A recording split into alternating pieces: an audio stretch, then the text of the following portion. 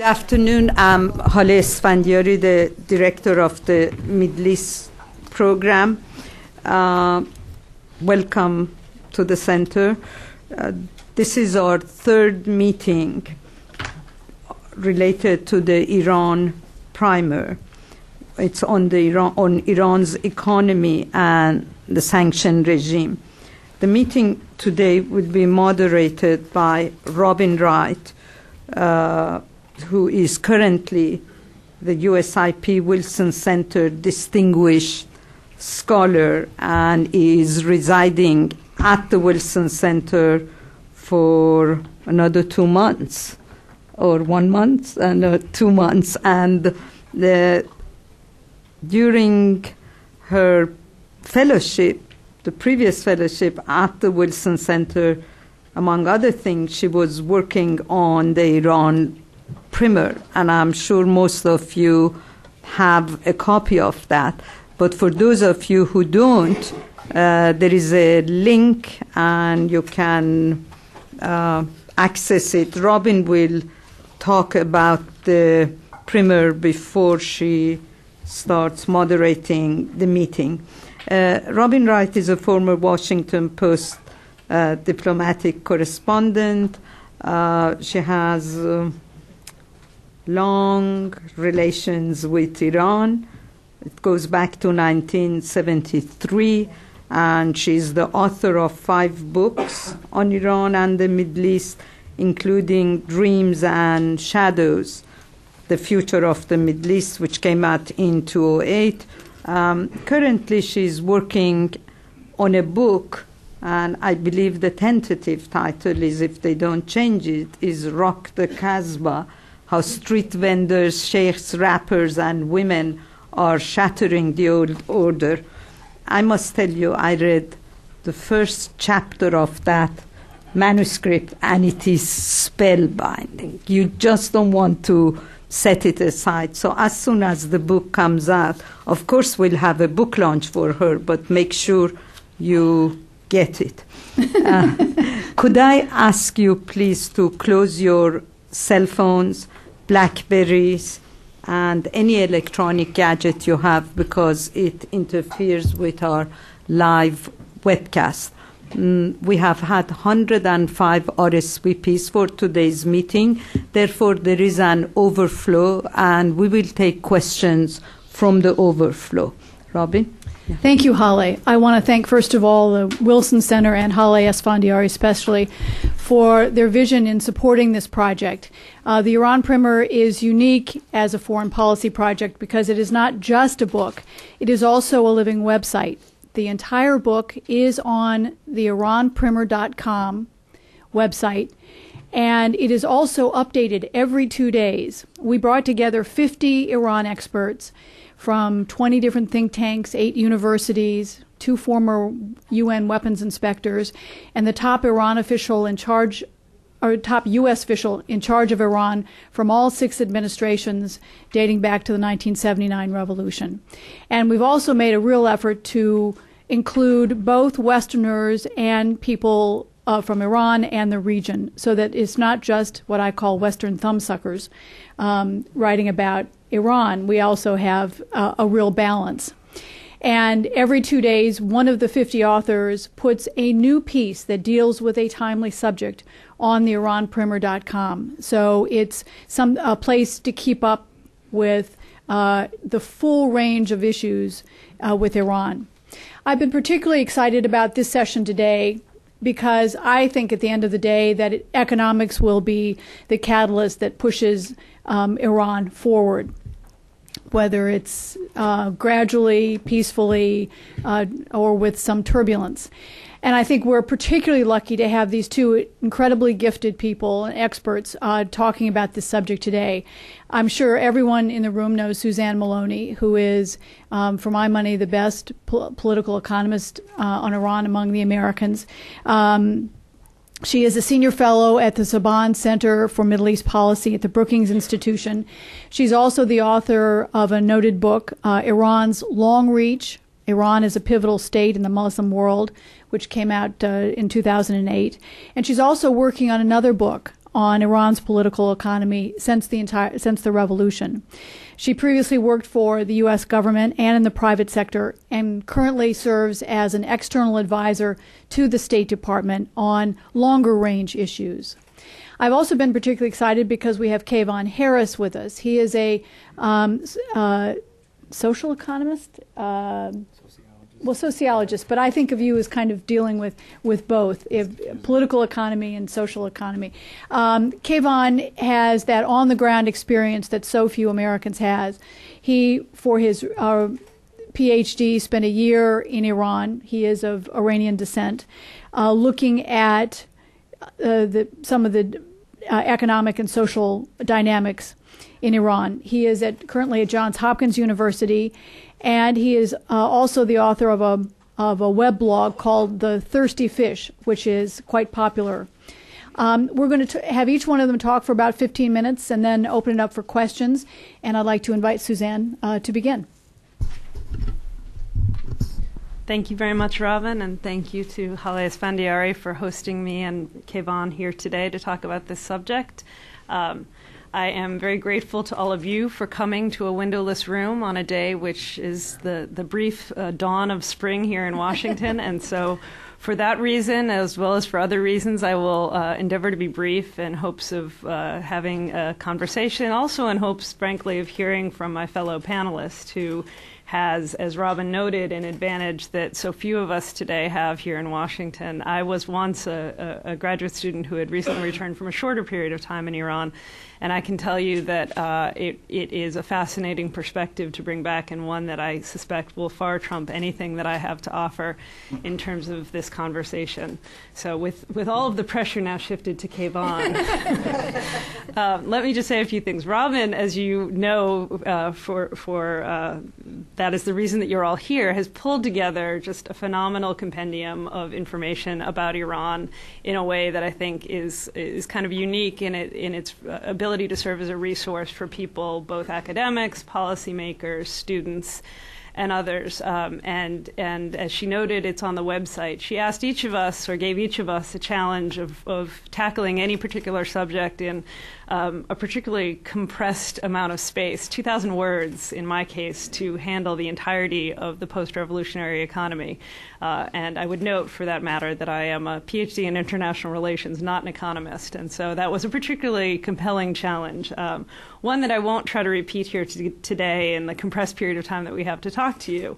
If you look at the link, if you haven't had a chance to buy the book, it is available for purchase, right? I would encourage you to look at the link because it's handy sort of bite-sized pieces of Iran.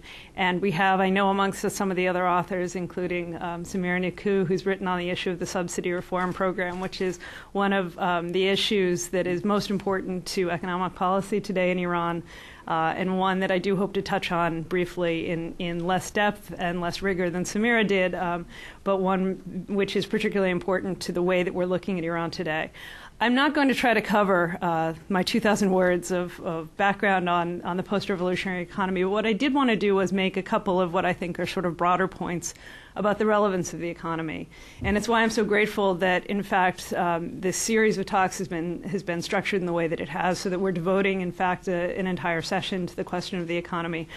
I find it sort of interesting and somewhat odd that here in Washington, concerned with policy as we are, the economy always tends to be given sort of short shrift when it comes to Iran. And I would say that, one of the conclusions, and it's sort of an obvious and easy conclusion, but perhaps the most important and warrants being stated outright at the outset, is simply that the economy is a central factor in the evolution of the Islamic Republic.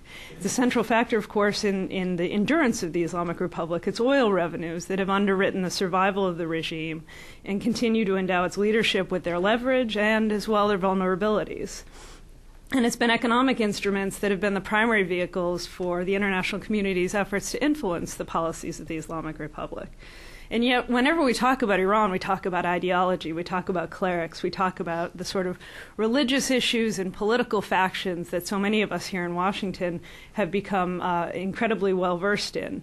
More recently, we've had an opportunity to hear from people like Robin and others who've had time in Iran over the years and who can speak to the social issues and other elements of the culture of Iran. And yet, in effect, we've kind of shortchanged the issue of economics in terms of our understanding, in part because the Iranian leadership itself historically has. From Khomeini's withering remark, which has become sort of an aphorism at this point, that the revolution was not waged over the price of watermelons, to Ahmadinejad's boast that Iran could survive oil prices down to $5 a barrel, as well as his recent challenge, which is somewhat reminiscent of the pre-revolutionary period, that he would raise Iran's economy to 5th place in the world. These sorts of sort of de-emphasis on the sort of intricacies of the economic picture of Iran have tended to make this an issue that we don't spend a lot of time on. And yet, understanding the evolution of Iran is appreciating how important economic resources have been, the centrality of the political struggles over those resources. It's been economics, not ideology, which initiated the most significant political fissures within the Islamic Republic, empowering institutions like the Majlis, constraining the authority of the supreme leader, and ultimately giving rise to all of the political currents that we see today, including those that fueled the recent opposition movement. It was economics that forced Iran to abandon its early approach to the world, the neither east nor west approach to the world that was the initial aftermath of the Islamic Revolution. And today, as the Islamic Republic is dealing with the most serious challenge of its 31-year history, it will be the various economic forces that of economic sanctions, the power of the crony capitalists who are part of the regime, and the state's capacity to buy off the population that determine how and whether the revolutionary state, the theocracy, will endure. I think there's another point that is also obvious to any of those of you who spent time in Iran, but also particularly in a Washington context warrants a bit of attention. Which is that Iran is very much a modern state, and this is not, in fact, the primary interpretation. It, of course, consistent with the rhetoric of a leadership who came to office saying economics wasn't important.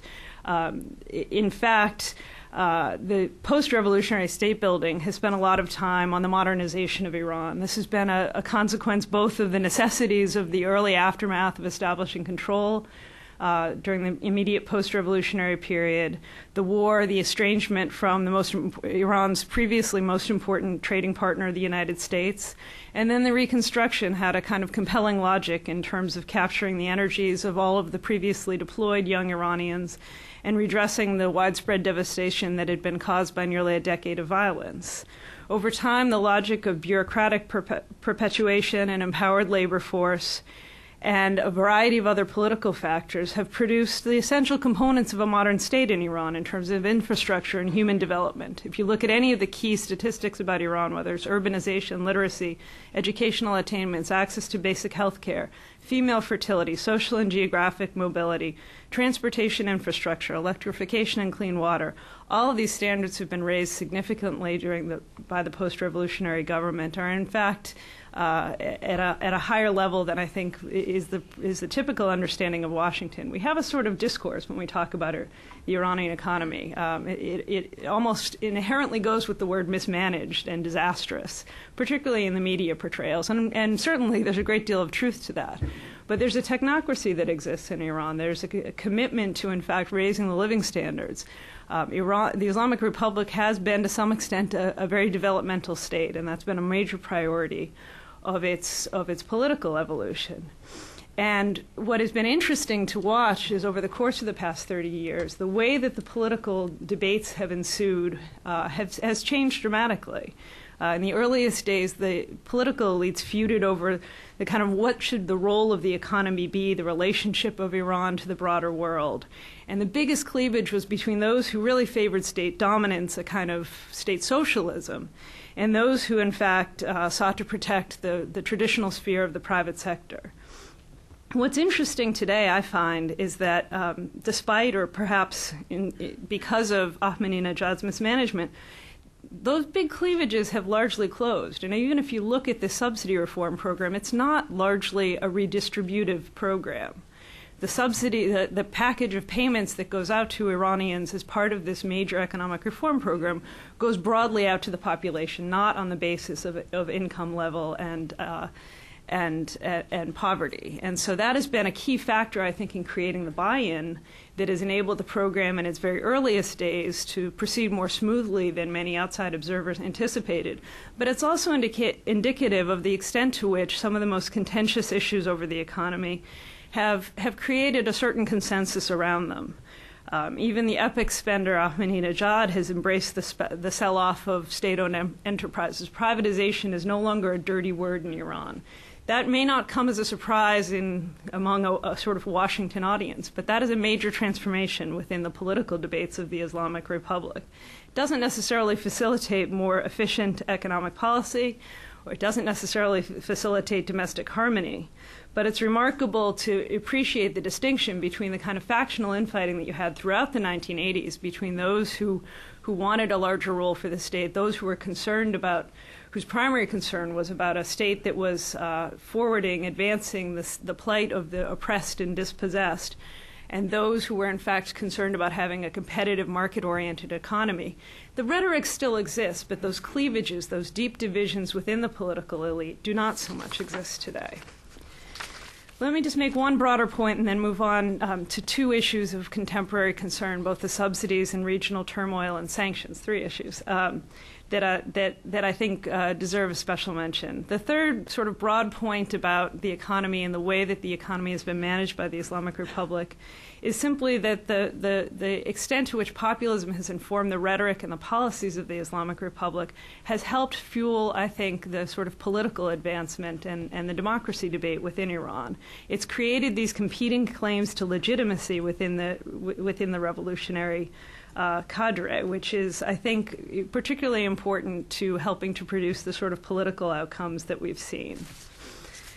Let me just go on, because I know our time is limited, even though I have my electronic devices all shut off, to saying a few words about the regional turmoil. And as Robin said, the sort of prevailing presumption that economics will be the catalyst of some sort of social change in Iran.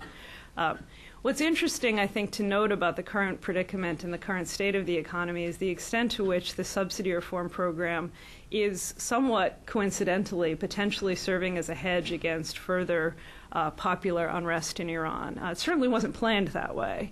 I think, one of the enduring mysteries for me, and it's something that Kayvon would certainly have greater insight on because he's had far more opportunity to spend time in Iran, is appreciating exactly what it was in 2006, 2007 that persuaded the Ahmadinejad segment of the government that this was a program that they were almost inextricably committed to. They proceeded forward with it, launched in mid-2008, despite opposition from almost every element of the political spectrum. Traditional conservatives who saw it as a threat to both their entrenched economic interests, as well as potentially disruptive to social harmony in the country, as well as reformists who saw it as also dangerously risky. Everyone agreed for at least a decade that $100 billion or so, whatever the actual number is, of spending per year on subsidies on a variety of domestic products was deeply problematic for the economy, not simply because of the cost, of course, but because of the efficiency lost in the waste and smuggling and other problems associated with these sorts of artificially low prices on everything from bread to gasoline. And yet, what was it in 2006, 2007 that committed the Islamic Republic to taking this enormous program? Ahmadinejad is right in describing it as one of the most major surgeries that the Islamic Republic has ever undergone. And what has been, I think, almost shocking to the outside world is that it's gone so well. It's involved setting up millions of bank accounts, putting the funds in, creating a sort of knowledge program so that there is at least feedback on where there are problems in the way that the program's been implemented. And what we're seeing so far is it's not only gone without massive social upheaval, but it also appears to be having some sort of an impact, at least if we are to believe what is being announced from the Iranian side in terms of the very considerable savings on domestic gasoline consumption. So it's been, I think, a very important program. It's one, because it does involve cash payouts to millions of Iranians, one that could help ease the sense of social dislocation that, if we look at Tunisia and Egypt, was a major contributing factor to the unrest in those countries. Now, there are a variety of places where the subsidy reform program can go awry.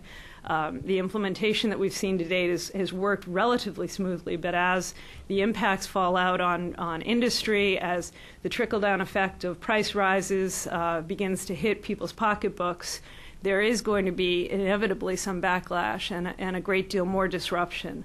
But the extent to which the individuals have been empowered by having the capacity to make their own decisions about where they want to waste their money, whether or not they want to use it on the amount of gasoline that they were consuming before, or whether or not they want to save it. And there have been some mechanisms in the program that in fact encourage utilization of the banking system and could conceivably over time strengthen one of the historically weak sectors of the Iranian economy.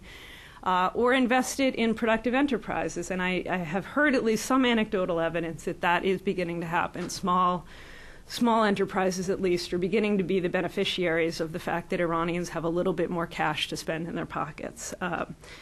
So I think watching this program, the way that it proceeds, is going to be so important to understanding the Islamic Republic. Again, we have this sort of automatic assumption the economy is mismanaged, that this is an irrational leadership, but this has been a rational program, one that was undertaken at considerable risk, I think, to the stability of the state, and one that thus far appears to be successful. A government that can, in fact, undertake that kind of a program with this scope and this significance to both the economic functioning of the country and to the social stability of the state, I think we underestimate it if we simply write it off as incapable, for example, of negotiating seriously on an issue like the nuclear one.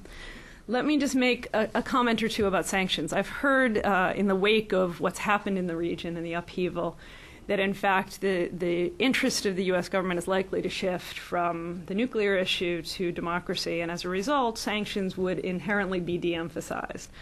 I think democracy obviously has become a much more central day-to-day problem, issue, concern for Washington, and yet, for better or for worse, sanctions are not de-emphasized in this new scenario.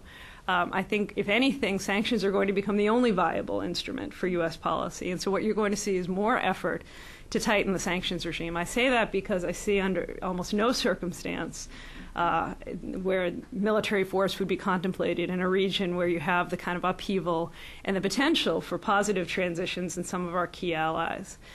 And of course, the other kind of alternatives that exist, application of pressure, most of our allies in the region are going to be averse to. And of course, Russia and China, concerned about energy security and price stability, are going to also have greater trepidations about undertaking riskier policies. And with all that, there is the concern of both Washington and increasing concern of Israel about being isolated in the region. And so, if anything, I think there's going to be greater focus on sanctions. A couple of points on sanctions. China is now the linchpin. China is the only player still active in the Iranian oil sector, only major player still active in the Iranian oil sector, thanks to the kind of bifurcated sanctions regime that we have, where there's a UN sanctions regime and then a kind of coalition of the willing. China is operating with, perfectly in compliance with UN sanctions, but the temptation on the part of this town is going to be to go after the Chinese for continuing their role, which is legal under UN and Chinese law, in the energy sector in Iran. And that's going to be a point of contention, a problem for the Obama administration to manage. And frankly, if we're going to work constructively, if we're going to maintain what has been a pretty effective international coalition on Iran, we're going to have to find a way to improve our relationship with China on Iran and work more closely. We've spent a lot of effort doing so with Russia over the past few years, but I think now the ball shifts to the Chinese court. In terms of what we're likely to see on sanctions, I think there are a couple of proposals already circulating on the Hill. A lot of it is more of the same, more reporting, more naming and shaming, more effort to close off the financial sector, more effort to close loopholes and actually implement the sanctions that have been on the books, including the Iran Sanctions Act, which to date has only been waived once and implemented, and sanctions implemented once since its enactment more than a decade ago. There are also people talking about going after the central bank, doing more to attack the currency. And of course, there's a proposal on the Hill to sanction purchasers of Iranian crude, which would strike at the heart of the vast majority of the Islamic Republic's revenue. These are the proposals that are out there. I think we have a number of questions we have to answer before we sort of sit back and rely on sanctions as the only tool of American policy for Iran. The first is simply that we don't really have evidence at this stage that sanctions work. They haven't produced compromise, even though at this stage the sanctions regime is far more muscular than it has ever been, including in the aftermath of the hostage seizure. We do have evidence that sanctions help to compel the Iranians or persuade the Iranians to institute measures of greater economic efficiency, including the subsidy reform program. I don't think it was conceived as an anti-sanctions program, but it certainly passed some of the political hurdles within the regime because of the sense of threat that was looming from the international community via sanctions. And as I mentioned, there have already been substantial savings in a variety of areas, including gasoline consumption and gasoline production. I think we haven't yet seen evidence that sanctions can actually create an effective path to a negotiated solution. We don't have an ability to finesse the sanctions. Most of them are painted with a fairly broad brush. And so there's almost nothing that can be done to reward, say, small confidence-building measures from Tehran in terms of compensatory or commensurate modest relaxation in sanctions. Sanctions tend to be a sort of all-or-nothing kind of a tool, as the Libyans can well attest. And so the process of desanctioning requires almost perfect compliance and is a very long and involved process. And so it makes it very difficult to begin a process of building trust and actually creating a long-term mechanism for dealing with the issues at stake. Finally, I think we haven't really done a lot of thinking about what the unintended consequences of sanctions are. And this is something that I suspect Keyvan has a lot to say about, and certainly others who work on this particular area of the Iranian economy. But the strengthening of the Revolutionary Guard, the kind of future that we want for young Iranians, who, as everyone knows, make up the vast majority of the population, there seems to be almost no thought as we continue to find new ways to make Iran isolated and disconnected from the world. The extent to which what we just saw in Egypt and Tunisia was in fact propelled by young people who were not just young, not just looking for their rights, but had access to technology, who were employees of major multinational corporations like Google. If we create a young Iranian population who has none of those opportunities, who sees none of that future in front of them, I worry that we're creating an Iran that is going to someday look more like Pakistan or Iraq than like Egypt and Tunisia do today. So I think these are all issues that, as we move into a policy debate that is going to be much more focused on sanctions, we need to think very long and hard about. Thank you. Thank you. Breathtaking and thorough analysis. Thank you very, very much. Before Keyvan starts, let me point out that he has just finished a piece that is run on the Iran Primer, looking at the labor issue in Iran, which is, again, a factor that often isn't taken into account. Even as the Green Movement was kind of pushed aside by the regime, labor continued to be active. And so he's going to address that, among other things. And I'm also hoping he'll look at some of the social media aspects and impact. One of the things that struck me in the news this morning was that Tunisia's Interior Ministry and Egypt's Defense Ministry have both started Facebook pages. And there are 40,000 that have already signed up for Egypt's military Defense Ministry Facebook page, which tells you just how dynamic this element is in society today. And finally, before we start with Keyvan, I wanted to acknowledge Farideh Farhi, who's also here and is another one of our authors, and did an extraordinary piece on Iran's parliament, and maybe she has a few thoughts when we're finished. We got an extra mic. Keyvan. Susan covered everything. I want to thank Robin for setting this up, inviting me to be a part of the primer, and also being on a panel with Suzanne Maloney is very inspiring for me because Suzanne's work as a grad student on the religious foundations in Iran and their role in the economy, which was done with actual field work in the country, not from afar, was one of the reasons why I decided to focus on Iran in my scholarship and to do actual field work, so not just read FBIS reports. So I read the news from afar from the United States, but go there because it does make a difference. So if you want to make a difference in expertise on Iran, I highly recommend to encourage more people to go to the country and do actual field work. And of course, Dr. Esfandiari for putting this together. I've been going to Iran for since 2006, about once a year. And one of the years I was in Iran was the summer of 2007 when Dr. Esfandiari was in prison. And I remember being in a car and driving past Evin prison, and she was inside there. And there wasn't a day that passed by that I didn't think about her when I was there. So we are living in interesting times, right? This week, last few months. And for me, what this represents is the end of Middle East exceptionalism. What do I mean by that? I mean that to think that the region belongs to a different universe than the rest of the world. And it's not the end of the Middle East exceptionalism for the Middle East. It's the end of Middle East exceptionalism for us. That something like oil or Islam or the Arab mind can determine politics and society of a huge region of the world, if you even consider the Middle East to be a region. Many people have call it West Asia, North Africa. It has different geographical boundaries. However, I'll let that slide. And the tragic events in Bahrain and Libya the last couple of days and Iran this past week have shown us that it's not over. We're living a historic moment, and panels like this can only register history in the making. But it seems like a very open moment for everyone. This is why something like social analysis becomes important as opposed to the standard conversations that we've had about the Middle East for a long time. And it's moments like this that people become interested in. I teach, at Johns Hopkins, and instead of talking about sociology, they ask me questions about Iraq and Egypt and Iran now. And I have to answer them because everyone else, all these 18-year-olds, are all of a sudden interested in the Middle East, which for American undergrads is always not a priority for them. Okay, that being said, I've been asked to talk about two issues related to the political economy of Iran.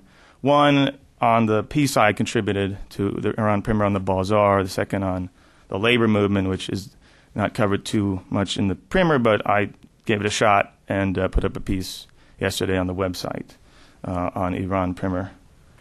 On the Iran primer, on the usip.org website. So let me go into the Bazaar. There's a lot of Iran experts here, actually, much more than myself, so I don't want to dumb it down too much, but there's the webcast going on too, so I want to make sure everybody understands what we're talking about. The Bazaar, it's not just a market. It's not just a marketplace. It's a social institution, and in the Middle East, in Arabic, it's a souk. And of course, it's an institution that goes far back. It dates before Islam. And we can find, sort of markets that perform these social roles in most of Central Asia, and including also North Africa, and Southeast Asia too.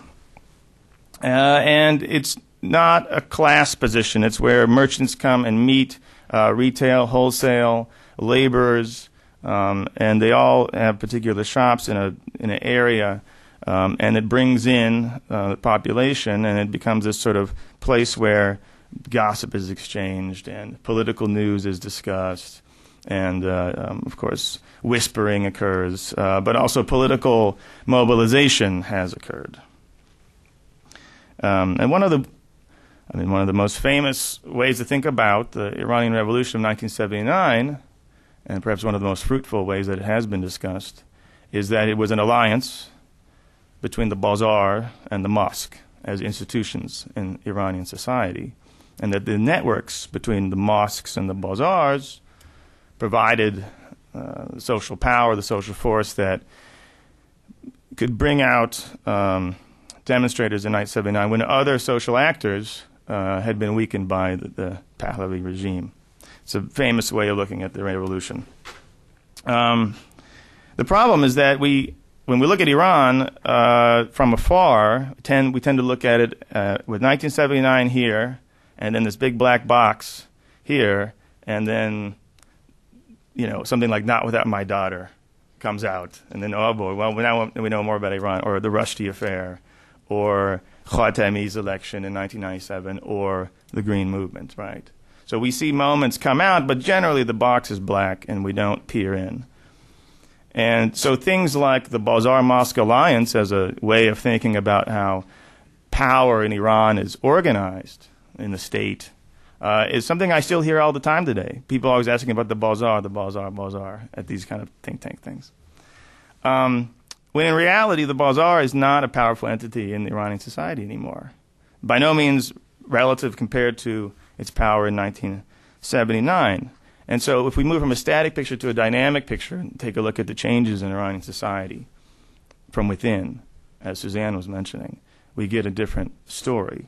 And I used the work of an excellent professor, a young professor at NYU, Aren Keshavazian, for this piece, because he did field work in Iran in the 2000s, and where he went and sat in the Bazar and talked to Bazaris and traced the ways in which political networks had existed before the revolution and how it changed after the revolution. He found a very interesting thing, and it's surprising nobody ever bothered to do that for 25 years. But he said that the same thing that made the Bazar powerful before 1979 weakened it after 1979. In fact, after 1979, the fact that the Bazar seemed to occupy an important place in the revolution meant that the state owed it something. And yet, when the war started, and of course revolutionary chaos in the economy, but once the war started with Iraq, the state had to take over the economy. It felt forced to. And so it had to take over distribution of consumer goods, not just staples, but things like refrigerators were, rationed. And then, of course, a healthy black market rose up at the same time next to it. And the state began to pick winners and losers in the Bazar to handle the distribution of these goods. So the kind of horizontal networks that Bazars operated on and generated their solidarity were broken up by the state penetrating from above. So that's what Aren discovered, and that's what I based the piece on. And it's amazing how it changes the ways that we think about just one particular institution in Iran, the Bazar. Very different place today. In fact, the Bazar as an area, as a location, is much less important. Bazaris themselves are involved in all kinds of trade. They send their cousin to Dubai, Oman, Istanbul. There's all the networks, but the networks are very different. They've changed. They've globalized. And they don't look like the Bazaris in both Iranian film and novels, perhaps, and also the ways that we talk about Bazaris here. I mean, you read the newspaper sometime, and they say, well, we have to negotiate with Iran. Understand that they have a Bazari mentality. That's like the Iranians saying if the negotiate with the United States is they have a used car salesman mentality, whatever, some kind of cliche that is not only a little bit insulting, but also it's just inaccurate. So that's the piece in the primer. And I think that, the Bazar as an economic actor, in terms of absolute revenue, is larger because the country is much larger. But, when I go to the Bazar, what do I see being sold in the Bazar now?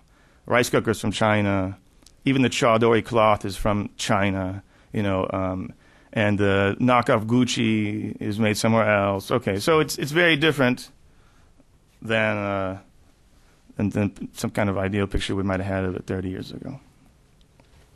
And in fact, according to Orang, and according to the rebellions that have gone on the Bazar against the state trying to tax them, they're not the most stable social base of the regime by any means. They probably haven't been for 20 years. Okay, so on the issue of labor, this is a little bit more difficult to wrap your head around, because if labor is discussed at all in Iran, which is rare, and when it is discussed, it's discussed instrumentally as what can labor do for us, right? It's either discussed as the working class in Iran are the wretched of the earth, and they're revolutionary, and they're about to uprise, and they're going to take over the state, and it's just a matter of time.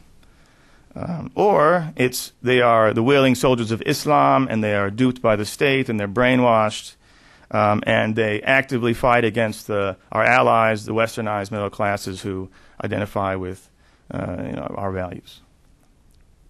And unfortunately, this discourse is replicated among a lot of people. On this side, I was in New York a week ago at another talk on Iran, and a reporter, an Iranian reporter in the diaspora out here, she took me aside, and after the talk said, can't trust the masses in Iran. She said the masses are asses. Pithy, but extremely insulting. So again, one way to get through this problem, we have a binary, and we can't understand it from afar, is to take a look at the social structure and do a little analysis of the history and the change of labor in Iran, of working people in Iran, how that's changed over time. But the one way to understand it is not to isolate Iran and exceptionalize Iran, but to take a look at Iran like any other developing country. It does wonders. So we take a look at the social structure of Iran. We see that it resembles a lot of developing countries, that they don't have all of the labor force is not working in factories. They're not all working in wage contract jobs. There's a formal sector, and there's what they call an informal sector. And people who work in the informal sector have very precarious labor situations. They often work multiple jobs. They're not getting wages. Sometimes they're getting income in other forms. But this is not unique to Iran. China, India. India's informal sector is something like 80-90% of the labor force. In Iran, according to the Statistical Center of Iran, depending on the definitions, between 30 to 50% of the urban labor force is in the informal sector. So these are people who experience their lives very differently than people who have a regular factory job, or work for the government, or work in the bureaucracy, or work as a teacher. Now, in the formal sector, so industries like steel, automobiles, also the mining, including oil, all the sort of heavy industry that we know that arose in Iran well before the revolution and were maintained by the Islamic Republic, have been going through a process of deindustrialization over at least the past 10 years, if not more, depending on the sector. Now, deindustrialization sounds weird when we're talking about a developing country, but now I think we all realize that industrialization is not synonymous with development. Almost all the third world is industrialized, and yet they're still quite poor in relationship to the wealthy countries. So industrialization and development are two different things. And China itself has gone through deindustrialization. Its northern sectors have deindustrialized and sent lots of workers onto the streets, and a lot of the labor movement to China is driven by the deindustrialization in the northern areas. The informal sector is a different social base, different social makeup. I'm generalizing here, but second, third generation migrants from rural areas that at particular points in Iranian history, there's been the great migrations from the rural areas to the urban centers, and one of them was the revolution, and then of course the war caused all kinds of interesting patterns of migration in Iran, and then the 90s again we saw migration pick up, so a lot of people are moving to the cities, and just like in all the different cases in the Middle East that we've been looking at the last few months, we realize that urbanization again might not be synonymous with development. It might produce more problems. But where are the strikes occurring in Iran? And there's been a lot of strikes, actually. And I keep just an informal account, when I read the Iranian news, but there's no official data. But when I see strikes happening, where are they happening? Are they happening in the formal sector or the informal sector? They're happening in places like steel, auto sector. Iran Khodro, the biggest automaker, had a big protest a few weeks ago on YouTube. It's on YouTube if you want to watch it. Sugar, so sort of industrialized agriculture, and you name it, tires, and so on, so on, so on. So these are sort of the old, heavy industry, the sectors that are now deindustrializing through various reasons, not just sanctions. Partly it's competition from afar. Iran's become much more porous, partly mismanagement, partly, they just don't invest in these sectors anymore. It's also that they're privatizing a lot of these things, or at least they're subjecting them to market logics that they weren't subjected to before. what are their grievances? What are the grievances of workers in Iran who strike? They talk about non-payment of wages. They won't be paid for months, 3 months, 4 months, 5 months. They're promised to get paid. They don't get paid. Many of them have generous benefits packages on paper, and those benefits packages then are not delivered. Pensions, health care. And then when it comes to deliver, they find that these are empty promises. And again, this is actually very similar to China. China has very good benefit packages on paper. And then in a segment of them, it does go to the political sphere, independent unions. So right now, ever since the revolution and echoing the Shah's era, independent collective bargaining is not allowed in Iran. You have to belong to the Workers' House, which is an official union, the state union. And, these are hated by, labor activists, because labor activists like independent trade unions. But as a sociologist, you have to take a look and see what's the function of these institutions, what have they done in Iranian society. And then just in the Shah's time, they, when there's a strike, a wildcat strike, an illegal strike, they arrest the leaders, but they placate the workers, right? So they do the right hand, left hand thing. So they have a function, and the interesting thing about the Workers' House is that it produces sometimes serious critics of the regime. And when I was in Iran this last time, I was there from the beginning of the Green Movement in the elections to May 2010. I mean, one of the most surprising things I discovered was just reading the paper every day that one of the biggest critics of the subsidy reform was Iranian MP, a conservative guy. Supposedly he's in the Majlis now, so he must be somewhat conservative, Ali Reza Mahjoub, who's an MP from Tehran. And what's his other position? He's the head of the Tehran Workers' House. This guy, I mean, the vitriol that came out of his mouth against the president, I was surprised he wasn't in jail, but he didn't stop. He was so critical of the subsidies plan that his quotes ended up in the opposition media. On the other hand, these workers' houses, of course, they erratically address labor grievances. And I was talking to a colleague from China yesterday about the Chinese version of this, because the Chinese have a state trade union, which all workers belong to, and then there's demands for independent collective bargaining, which are squashed by the state. And I said, what's going on in China? It sounds very similar. And she said, there's about to introduce a new law to allow collective bargaining in the state trade union. I said, well, how'd that happen? She said, because in Guangdong, where all these migrants are coming, they seem like the most dangerous population in China. They have a lot of grievances. They have no benefits package. There's no, wage labor is very precarious. It's the informal sector of China. They are constantly rebelling. And so this is a way of heading off future unrest from this sector.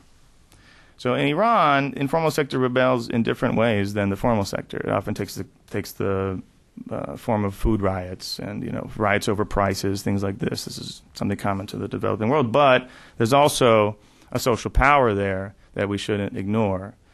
So the question that I ended the piece in on the Iran Primer site on labor, and the question I want to leave now, and then we can talk about other issues, is that how did Egypt and Tunisia, the intifadas, right, the uprisings of Egypt and Tunisia, succeed?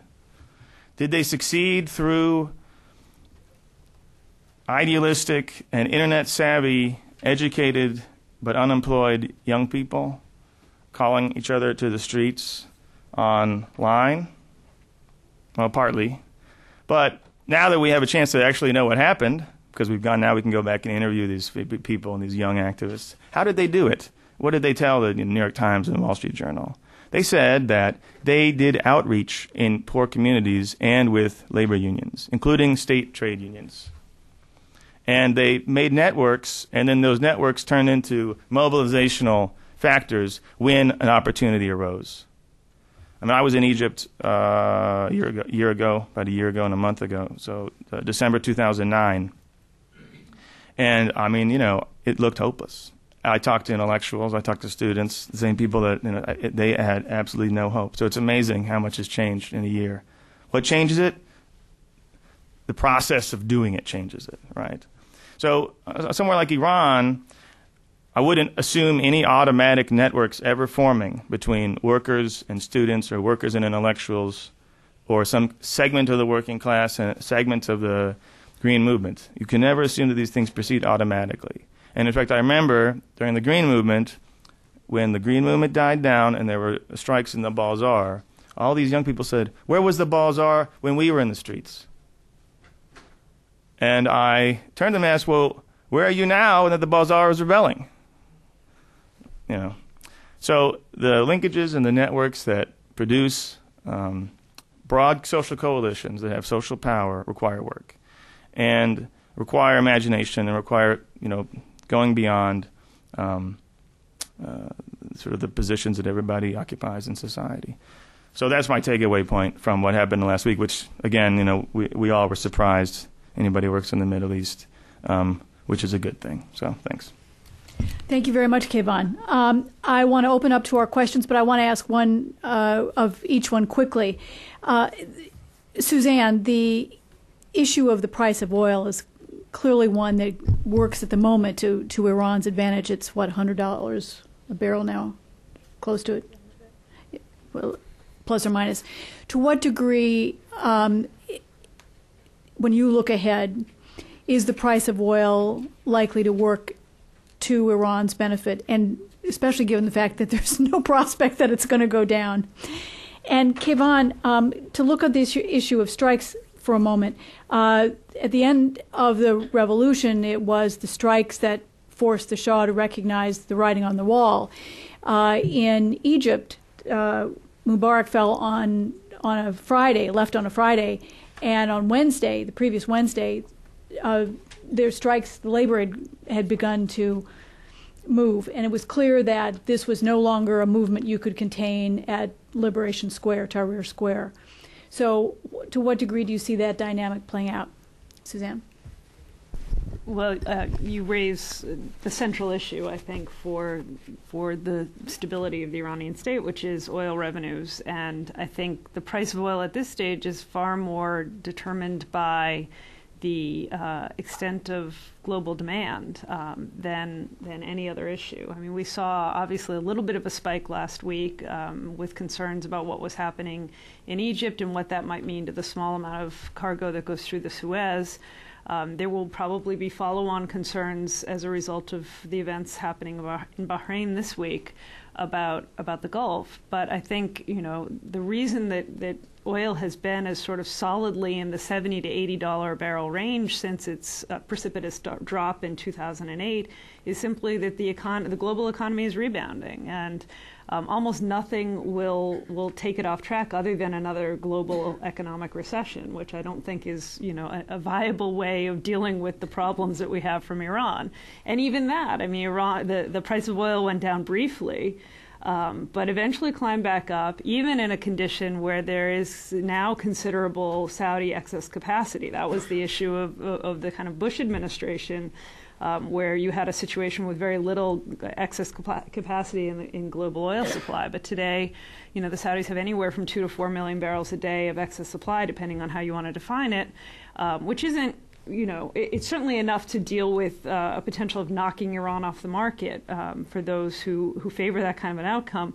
But ultimately, in terms of stabilizing the price, it's not really such a large proportion of global demand that, in fact, we're sort of in a posture where we can afford to be unconcerned with Iran's supply to the global market. So, I think for the foreseeable future, we're looking at prices that remain in this band. The Saudis have said they're shooting for an $80 a barrel price, and so all of the regional economies depend on this price band. And given this instability we're seeing, our allies are going to be just as averse to any sort of a drop in price. I mean, I say all this because often you hear kind of bandied about in Washington circles that, oh, if only we could get the Saudis to produce a lot more, or if only we could find some way to just torpedo the price of oil. That has, a range of other impacts for the economy. And frankly, it's just unlikely because all of the demand is being driven from China and India, and they're not about to, sort of shutter their economies in order to paralyze the Iranian economy. Thank you. Kevon. Again, the oil is often used as an excuse for the lack of something in the Middle East, lack of democracy, lack of this, lack of that, or the presence of this, presence of that. And it's not just in oil-producing countries. The idea that oil holds the Middle East in its grip and curses it is something that was extended to Egypt because of the petrodollars flowing through Egypt, Lebanon, Gulf states, you name it. So I think we've hopefully have learned, right, in the past few months that the presence of oil doesn't necessarily determine the range of possibilities on the ground. Maybe conditions it, but doesn't determine it. Strikes. Strikes in the revolution, it wasn't just the oil sector that went on strike in the Iranian Revolution. It was a general strike, and it was the government that got shut down by government workers, civil service workers that walked out, nurses, doctors, you name it, teachers. And that was the coffin, a nail in the coffin of the Pahlavi regime. And anybody who studies revolutions knows that when the working class just, makes a move, it's often the decisive force in the ancien regime. I spent some time in Khuzestan when I lived in Iran, which is down in the southwest, where all the oil is produced. A lot of the oil is produced, and instead of Europeans coming in now, it's Chinese and Indians. Also, Indian capitals there, and Russians are in the north and south as well. And I went to the sugar factory, or near the sugar factory, where one of the independent trade unions was attempted to set up Half-Tape sugar factory. I went there carefully. And if you take a look at the company towns that the sugar factory set up for the workers to live there, they don't live in a city. They live in these little company towns that are next to the sugar fields. They're all tight together, like in China when they bring the migrants and put them in dormitories. They're all next to each other. And then an independent trade union comes out of this because these people were thrown together from all over Iran, different ethnic backgrounds. And what united them? Well, they all worked for the sugar company and they didn't like it. So sometimes these company towns produce extreme situations of control, and sometimes they produce amazing social outcomes like workers' movements. Now, the oil sector is what everybody has their mind on when it comes to workers' movements in Iran. And what's happened in the oil sector, now we don't have anybody who studies it very well, and we don't know a lot about what's happened to workers in the oil sector. Have they been bought off? Have they been repressed? Are they a labor aristocracy that is paid so much they wouldn't even consider rebelling? I mean, from what I know, I think that it's gotten worse, just because the precariousness of wage labor in Iran and contract labor has declined and deteriorated over the past 20 years. And so I think that, there's an opportunity. But again, these kind of things don't ever happen spontaneously. When you see the word spontaneous in the newspaper, the red flag should go up. There's always something else going on.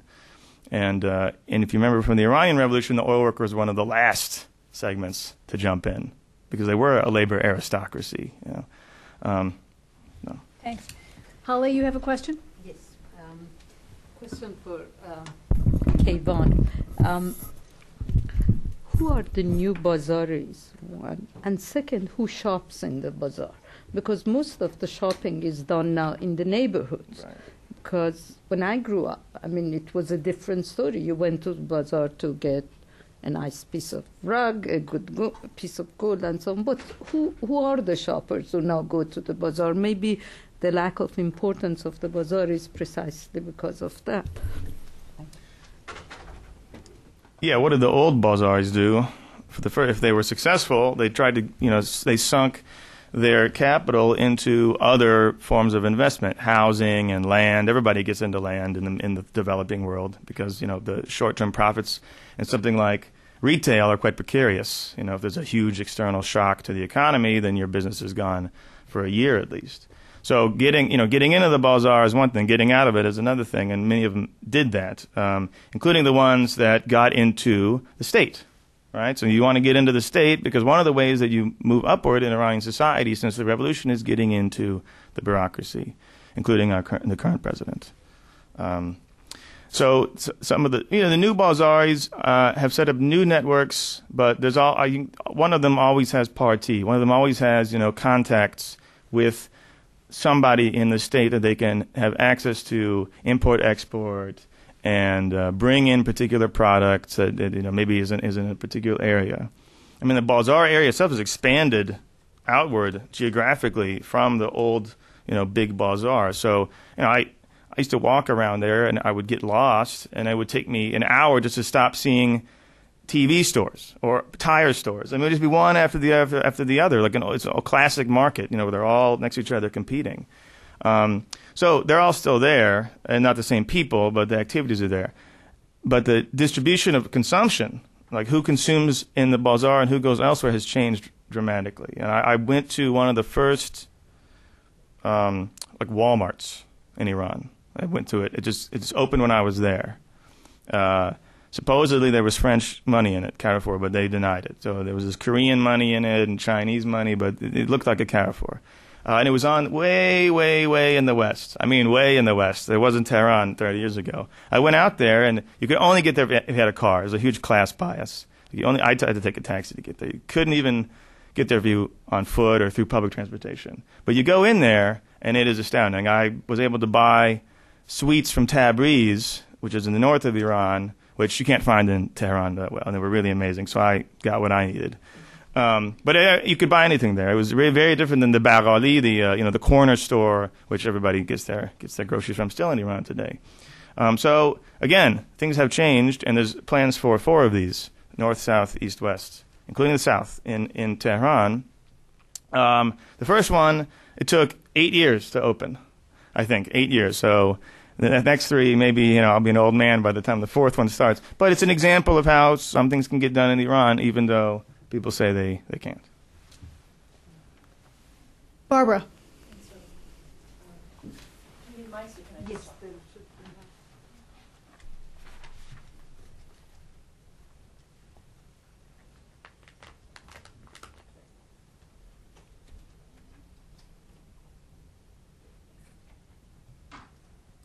Barbara Slavin, thanks. Kivon, especially nice to see you in person and not on the phone. Talk a little bit about the Revolutionary Guard chunk of the economy. That's the other thing we always hear, that they're controlling more and more of the economy, more and more of import-export. Do you have any good figures for what percentage they control, and how does that play into the likelihood of labor unrest, strikes, and so on? Thanks. Suzanne, you want to take that one? I will, but I can tell you I can't answer that question well, and I don't know the person who can. I would love to find the person who can. Maybe it's Kivon. But I think it's become sort of shorthand in this town again to make broad assumptions and broad statements about the role of the Revolutionary Guard. And certainly we know, in part because of their public purchases of sell-off companies from the state. Their much heralded entry into telecommunications, into the oil sector, into parts of the economy that are fairly strategic to stability and to the functioning of the economy as well. That they are a major economic actor, but I think in terms of either enumerating or comparing, for example, to other major institutions, whether it's the parastatal bunyads or Astana Quds-e Razavi or other major actors, the sort of state-affiliated companies, which are not just limited to bunyads. So, certainly the Revolutionary Guard are one, if not the major actor in the economy, and they are engaged in a variety of sectors. But all of the analysis that I've read on this, other than sort of incidental coverage of particular purchases and particular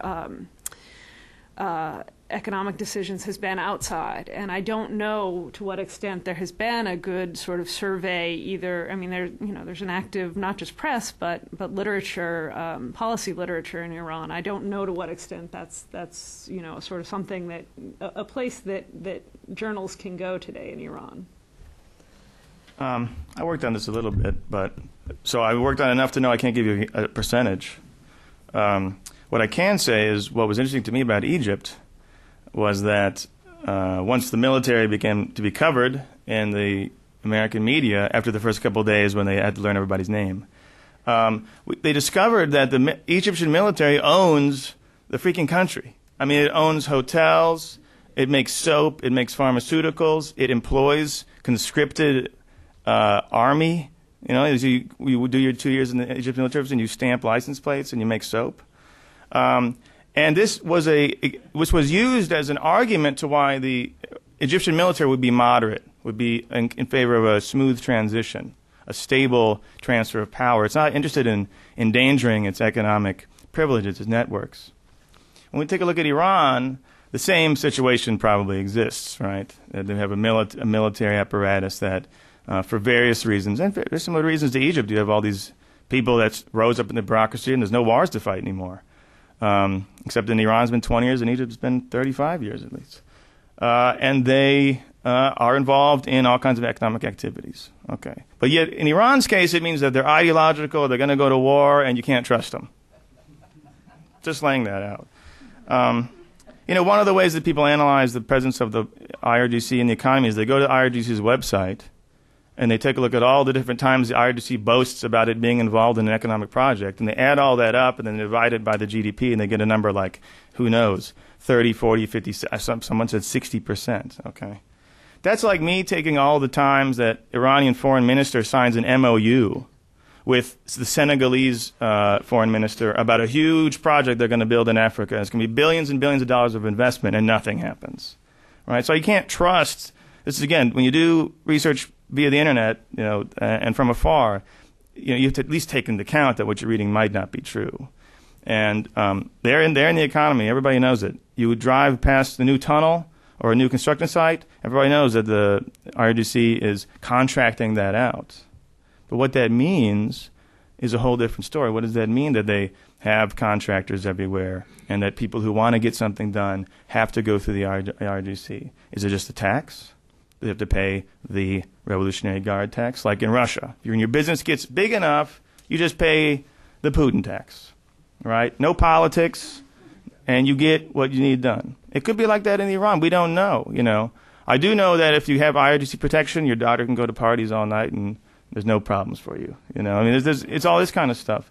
So again, I think that we need to be careful about the conclusions we draw from the statements that they say. I mean, the statements that they say themselves and boast about how powerful they are and how, you know, nothing can stop them, and then they're building the country, going to be the fifth power. That's the famous last words. Or the vice versa, that they're irrational and they, you know, this makes them more ideological. And if I can just add one point to that fantastic overview by Keyvan. I mean, one of the sort of little commented on facts, which I'm sure half this room is already very well familiar with, is that the Iranian military and militaries around the world have, you know, this isn't unique to the Islamic Republic or to the post-revolutionary period. The military under the Shah was heavily involved in the economy. And, you know, one of the sort of quotes I like best, I think it's from Abbas Melani's book, on the Shah is a query at one stage from one of the post-revolutionary members of the government to one of the Savak generals as to how did you not see this coming? And he said, you know, we were all too busy doing deals. So, you know, what it means for Iran is I think very much, it's kind of a Rorschach test of where you come from.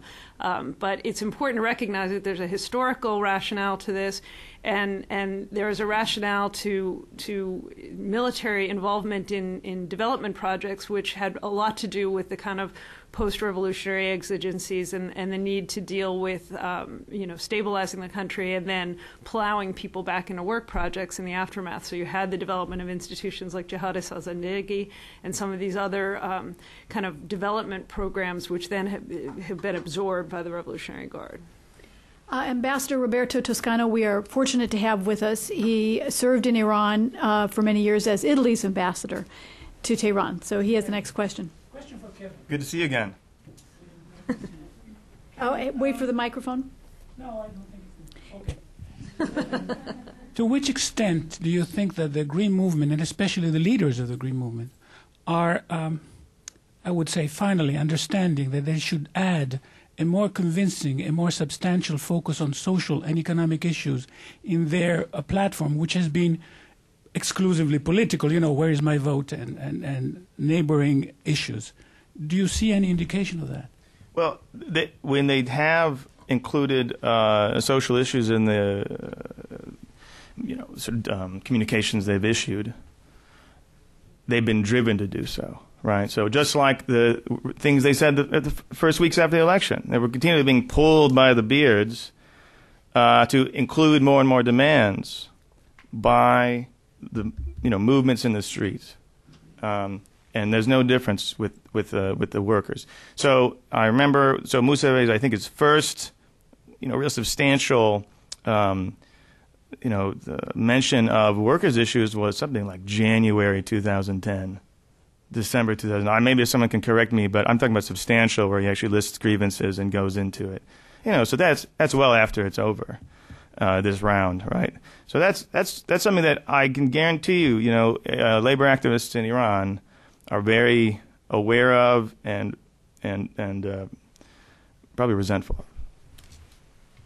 Okay, we're running out of time, so let me take Farideh, and let me take two, and the woman behind you, since we can get a mic close. Let's take both of them, and then they can answer.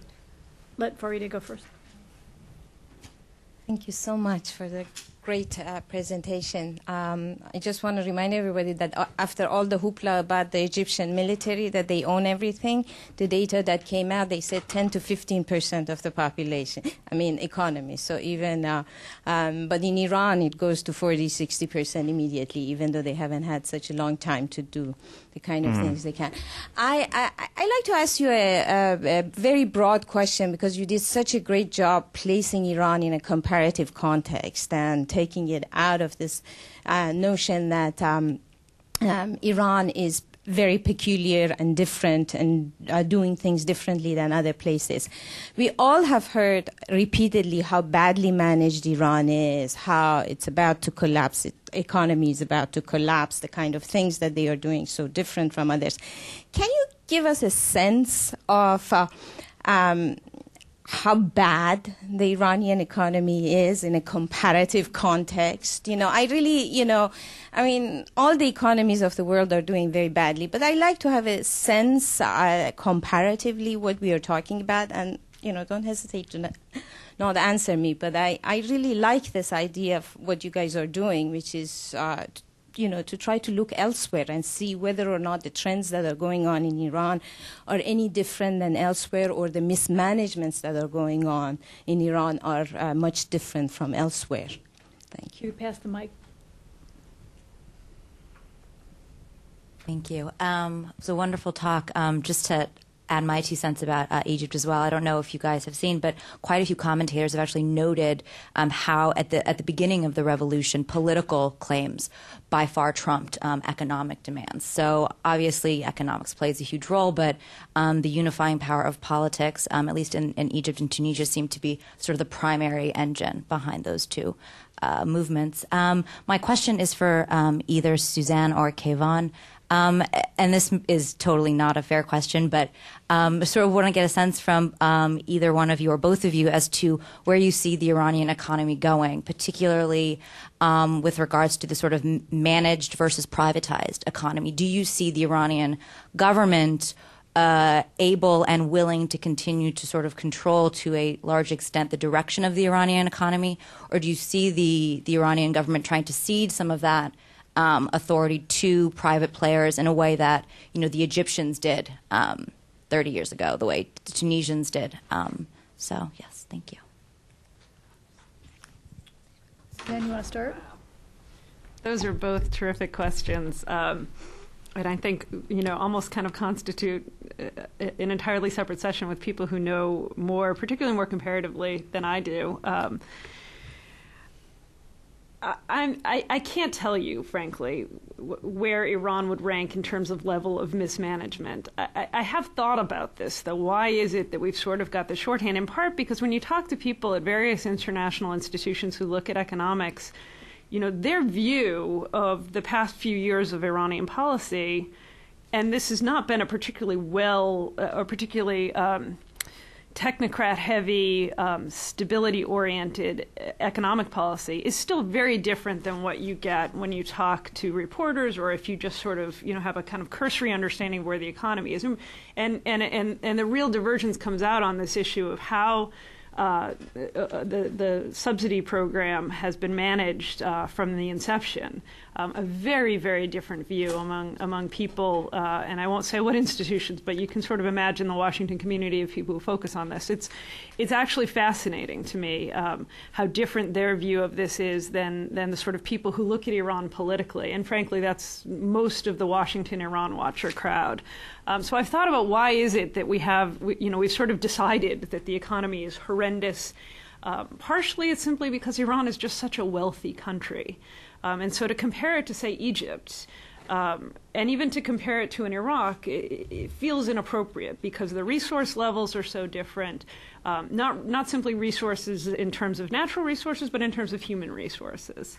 And so the expectations are higher, and Iran has contributed to that. From the period of the Shah onward, this sort of expectation that Iran really should be an economic heavyweight at the level of a Turkey or South Korea, which its economy was once comparable to in the 60s, at least growth rate-wise. And now, as those two countries are at entirely different levels. So I think that's part of what contributes to this sense of mismanagement. And obviously, in the case of any revolution, there's an enormous amount of dislocation, an enormous amount of talent that's lost. Iran has this historic brain drain that's kind of world-class level brain drain. And so all of that, I think, plays into this sort of appreciation of, it's all just, these guys don't know what they're doing.